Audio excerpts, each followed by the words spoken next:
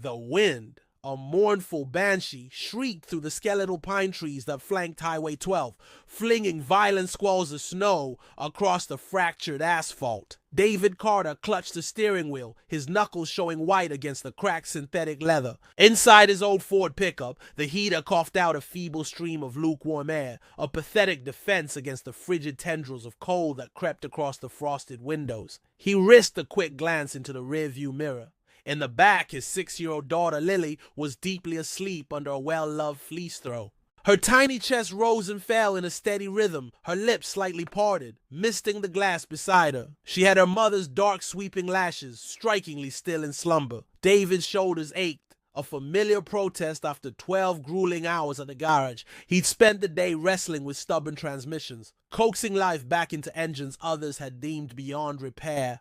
The faint, ingrained scent of grease and engine coolant clung to his work overalls. But that was insignificant now, no. The only priority was reaching home. The blizzard had descended with alarming speed, a savage turn even for a Colorado winter. The radio sputtered a weather advisory.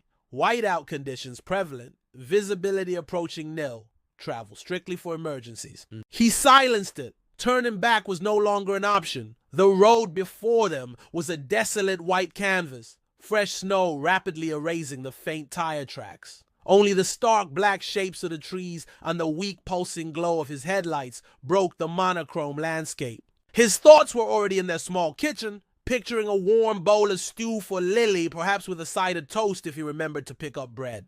Then a flicker at the periphery of his vision. A dim, insistent pulse of orange on the roadside.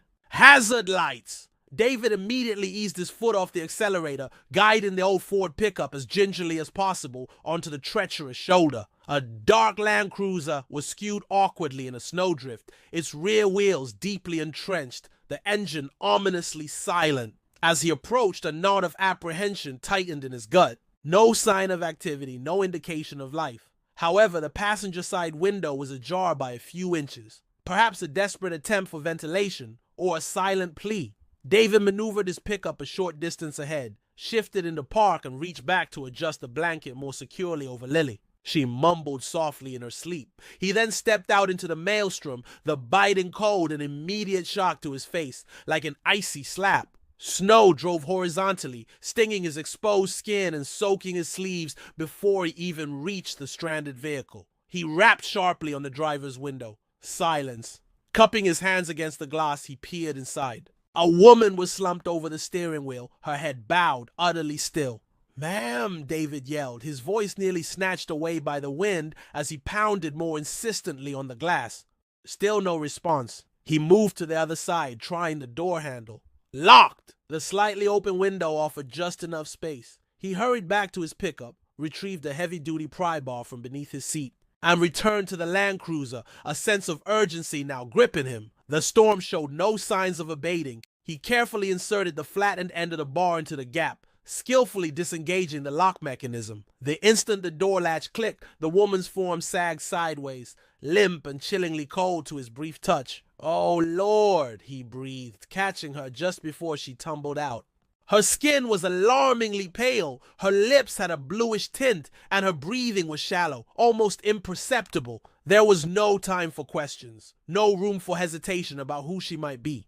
He gathered her into his arms, her slight weight a surprising counterpoint to the danger she was in, and struggled back towards his truck through the blinding, swirling snow. Inside the Ford's cab, he carefully laid her across the passenger seat, draping his own heavy coat over her, and cranked the heating dial to its maximum setting, though he knew it was a faint hope against such deep cold. Leaning back for a moment, his heart hammered against his ribs, his gaze darting between the obscured road ahead, the unconscious woman beside him, and his still sleeping child in the back. Lily stirred, one eye fluttering open. "Daddy." "Who's that lady?" David gently touched the woman's icy forehead, then felt for a pulse at her wrist.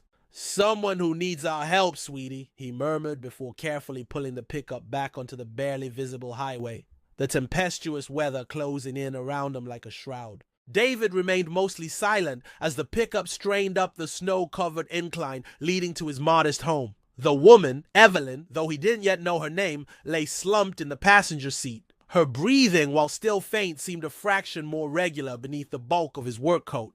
The truck's heating vents wheezed and rattled, fighting a losing battle, but he directed them towards her face, hoping the meager warmth might coax her back to consciousness.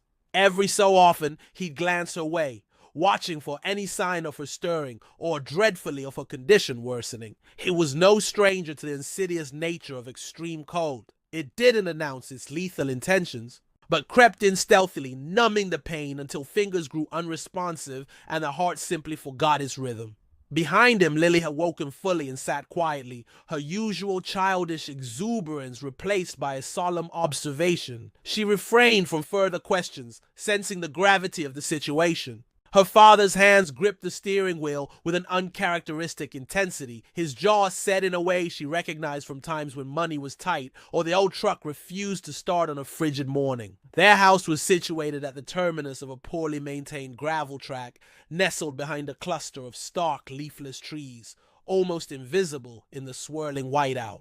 It was a small, single-story dwelling with a slightly rusted tin roof and a porch light that wavered erratically whenever a strong gust of wind struck it. David parked as close to the entrance as possible, leaving the engine running, and quickly went to the passenger side. He opened the door with care, once again lifting the woman into his arms. She offered no resistance, but her head moved slightly against his shoulder, a positive indication. Inside, the house offered only a marginal improvement in temperature, but it was dry and crucially safe. He kicked the door closed against the storm and carried her directly to the small living area, gently placing her on the worn sofa near the cast-iron wood-burning stove. The home was unpretentious but lived in. Walls bore faded patches where pictures once hung, floorboards groaned in familiar spots, and the air held a comforting blend of pine smoke and lingering coffee. David knelt, carefully removing her soaked, expensive-looking boots and replacing them with a pair of his own thick woolen socks from a basket by the stove. He then covered her legs with a heavy quilt, its edges frayed but its warmth undiminished, a legacy from his grandmother. He glanced over his shoulder. "Lily, honey, could you fetch that thermos from the kitchen counter?" She nodded, her small face serious, and hurried back with a scuffed silver flask. David unscrewed the cap and poured a small amount of the steaming liquid into a chipped ceramic mug. It was only weak herbal tea with a spoonful of honey, but it was hot. He tenderly lifted the woman's head, pressing the rim of the mug to her lips. She managed only a tiny sip, but her throat moved. A few moments later, her eyelids flickered open. Her eyes, a startling shade of gray-blue, were filled with confusion and a dawning fear. They found his. "You're all right," David said, his voice soft and reassuring. "You're safe here." She blinked, her lips forming a word. "Well, Willow Creek," he answered. "You were in your car, unresponsive. I couldn't just leave you out there." She regarded him for a long, silent moment. No recognition in her gaze, no judgment, only profound weariness. She sank deeper into the cushions. I was trying to reach the mountain lodge. Phone battery died. GPS took me on a detour. Then the engine just quit. "Shh," he said gently. "Conserve your strength." Across the small room, Lily stood holding a colorful, patterned blanket, nearly tripping over it as she approached. She hesitated by the sofa, her eyes wide as she looked at the stranger. "Is she gonna be okay, Daddy?" David gave a single affirmative nod. "She just needs to get warm." Lily looked at the woman, then took a step closer, offering her blanket. This one's mine," she announced with a touch of pride. "It has unicorns, it's very warm." Evelyn managed the faintest of smiles, her voice barely a breath. "Thank you, sweetheart." It was a small exchange, a fleeting moment, yet it resonated in the quiet room with a sense of profound connection. Two disparate worlds intersecting beneath one humble roof, the ice on the window panes gradually yielding as the stove's warmth began to permeate the space. David sat back, rubbing his arms. He was still chilled, still grappling with the implications of bringing a complete stranger into his home. But watching his daughter approach the woman not with apprehension, but with simple open curiosity, a measure of his own unease began to dissipate. They would see the night through together. By the time the wood stove radiated a comforting crimson glow, casting dancing shadows that made the small living room feel like the inside of a gently beating heart, the wind outside had subsided. Evelyn was propped up on the sofa, some color slowly returning to her cheeks. Her hands were clasped tightly around the mug of tea as if it were an anchor to reality. The chill still clung to her, but the immediate danger had receded. David had witnessed enough of life's harsh lessons to recognize when the crisis point had passed. The subtle flush in her complexion, the way she now held her shoulders, no longer limp but with a returning tension, signaled recovery. He sat opposite her, elbows resting on his knees, observing her quietly as the storm outside softened into a hushed stillness. It wasn't his practice to invite strangers into his home, particularly not women who wore $1,000 coats and possessed an air of unfamiliar affluence. Yet the image of her vulnerability behind that frosted windshield, lost and defeated, had struck a deep chord. And Lily, peeking occasionally from behind the hallway doorframe, had solidified his decision. David knew without a doubt he would have done the same thing again.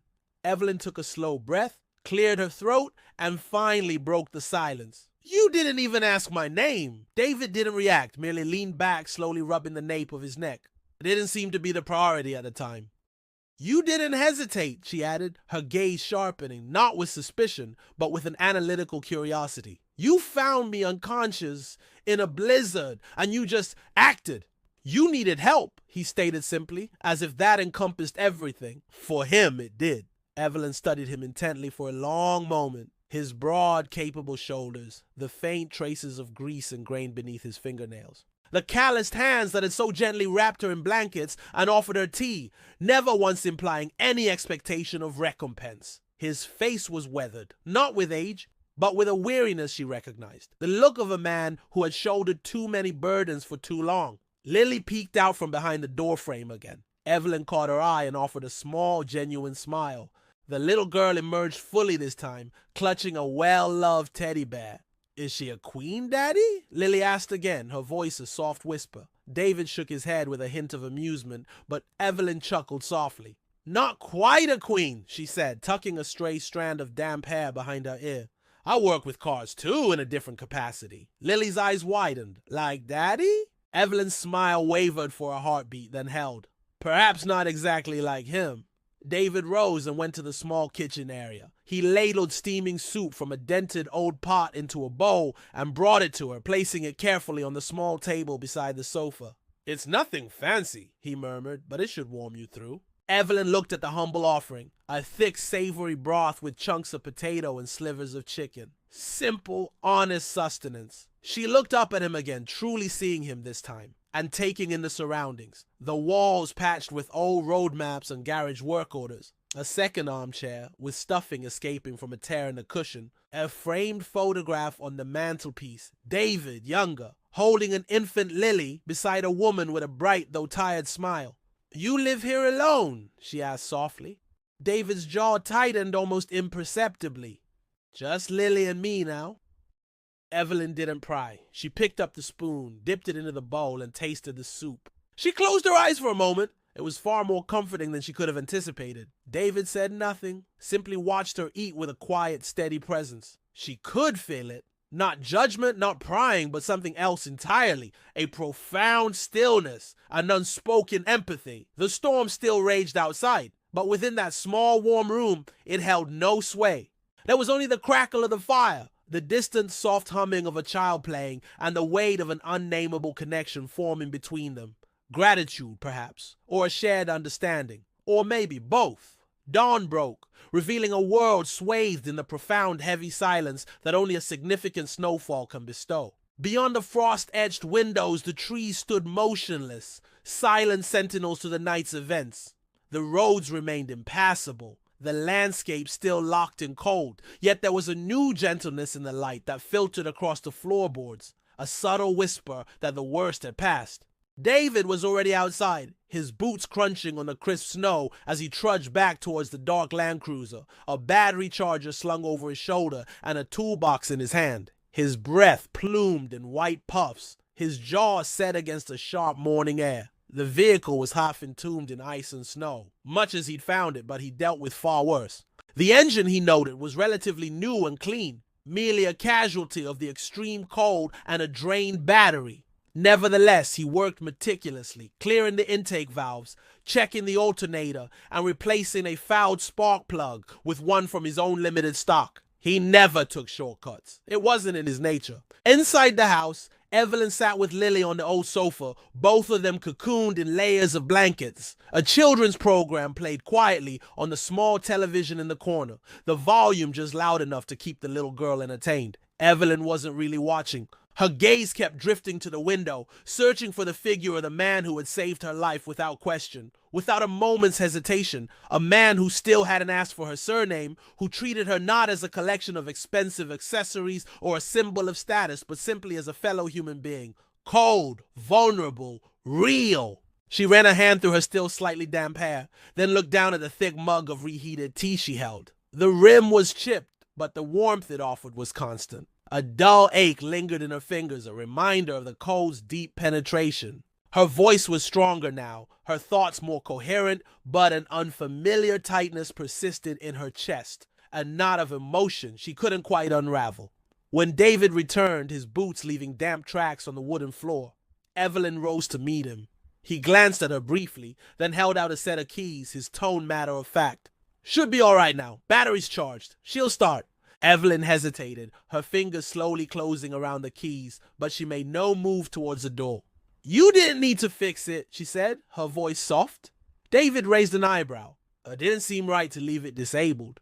There it was again. No fuss, no expectation of reward, just straightforward action. Evelyn looked down, then met his gaze. "I don't know how to express my gratitude." David offered a slight shrug. "No need."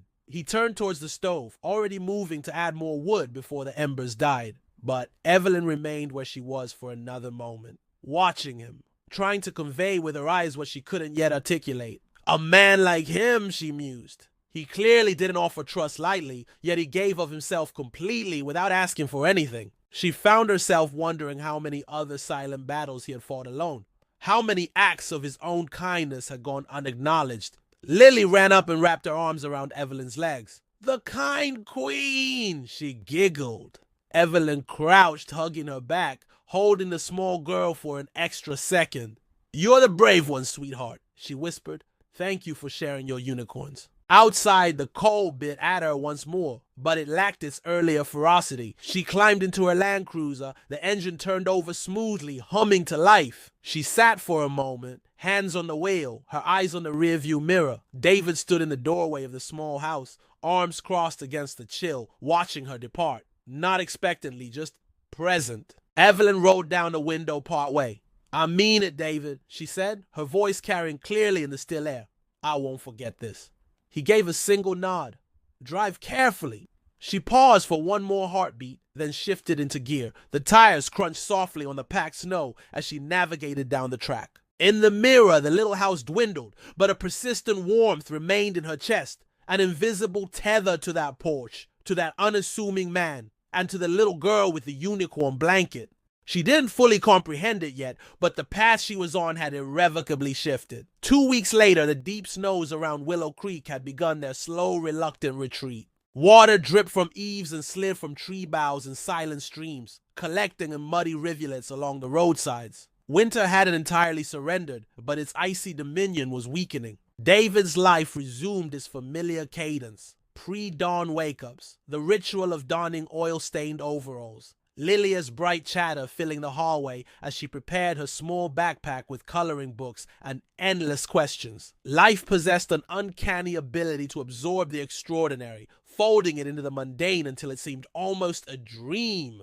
Yet there were moments, while sipping his morning coffee in the quiet dawn, when the sunlight caught the frost on the porch railing in a particular way, that he found his thoughts returning to her. Evelyn! The woman with the frost-nipped fingers, the haunted eyes, and a surname she hadn't revealed until long after she'd driven away. He nurtured no expectations. So when the thick cream-colored envelope arrived bearing no return address, he initially dismissed it as a misdelivery. The name meticulously inscribed on the front, his name, David Carter, looked incongruous, too formal and elegant to be from a debt collector or a local circular. He opened it right there beside the mailbox, the late afternoon sun casting long skeletal shadows across the snow-dappled yard. Inside, a letter was penned in a confident dark ink. He unfolded it with a strange sense of caution, as if the words might vanish. "Dear David," it began, I doubt I will ever find the previous words to convey my gratitude, but I must try. That night transformed something within me. You didn't know who I was, yet you opened your home. You didn't inquire about my profession or what I might offer you in return. You simply saw a person in distress and acted with an unhesitating, selfless compassion. I have known very few people capable of such genuine altruism. My name is Evelyn Hayes. I am the CEO of Hayes Motors. We operate facilities nationwide, large operations, ambitious projects. But recently I'd felt disconnected from what truly holds value. Until that night. You reminded me what fundamental decency looks like when no one is observing, what quiet integrity sounds like. You reminded me of the person I once aspired to be. He swallowed, a pressure building in his chest, tight, aching, but not unpleasant. The following page was more formal, a job offer. Lead technician and training supervisor at a new Hayes Motors Regional Development Center, slated to open in Denver. It detailed a substantial salary, comprehensive benefits, and flexible scheduling to accommodate single parents. It was an opportunity, not an act of charity. And tucked behind that, one final document, a payment confirmation. His mortgage, the one that had loomed over him for years, was paid in full. The house, old, sometimes stubborn, but held together with love and countless repairs, was now unequivocally his. No more dreaded final notices. No more agonizing choices between groceries and utility bills. David sank slowly onto the porch steps, the letter crinkling in his grasp, the world around him seeming to tilt gently. His breath hitched not from shock, but from the profound weight of being truly seen. Not as a man perpetually struggling to keep his head above water, but as someone who had in a moment of crisis lifted another and in doing so altered her trajectory. The screen door creaked. Lily burst out, barefoot despite the chill, her dark curls tousled, dragging her teddy bear. "Daddy?" she called, then stopped, her small face contorting with concern. "Are you crying?" He opened his arms without speaking, and she clambered into his lap as if it were the most natural, safest place in the world. He enfolded her in a tight embrace, his voice low but imbued with a newfound certainty. "Yes, baby girl, I am." He pulled back just enough to meet her gaze, his own eyes glistening but steady. Because sometimes, Lily, when you do something kind, not for praise, not for any reward, just because it is the right thing to do, it has a way of coming back to you often, in ways and at a scale you could never imagine. Lily blinked, silent for a moment, then a slow smile spread across her face. "Like magic." David smiled through the lump in his throat. "Exactly, like the real kind." In that instant, the sky above the western peaks ignited in hues of gold and violet, and the wind was utterly still. He held her there on the precipice of something new. It wasn't just about a new career or a debt-free home. It was the dawn of something less tangible, but far more profound. Dignity, possibility, a future neither of them had dared to envision with such clarity. Miles away, in a glass-walled office overlooking a cityscape that Evelyn Hayes no longer viewed with the same ambition, she stood by the window. Her fingers rested on a simple folded note, the one David had sent after receiving her offer. It wasn't eloquent or lengthy. It didn't need to be. It merely said, "You owed me nothing, but you've given me a chance at everything. Thank you." Evelyn carefully placed it in her coat pocket before preparing to leave for the day. Tomorrow would bring more meetings, and a visit to the new Denver training facility was on her agenda. But tonight she would go home carrying the memory of firewood and warm soup, of a little girl with a unicorn blanket, and of the quiet, unassuming man who had reminded her what true integrity looked like when the world wasn't watching. They had encountered each other as strangers thrown together by a storm. But that storm hadn't just passed. It had forged an unexpected bridge between two vastly different lives. And in its wake, neither of them would ever be quite the same. And so a single act of selfless kindness not only saved a life, but also built an unexpected bridge, transforming David and Lily's future. If this story moved you, please show your support by hitting the like button, subscribing to our channel, and ringing that notification bell so you never miss our next inspiring story.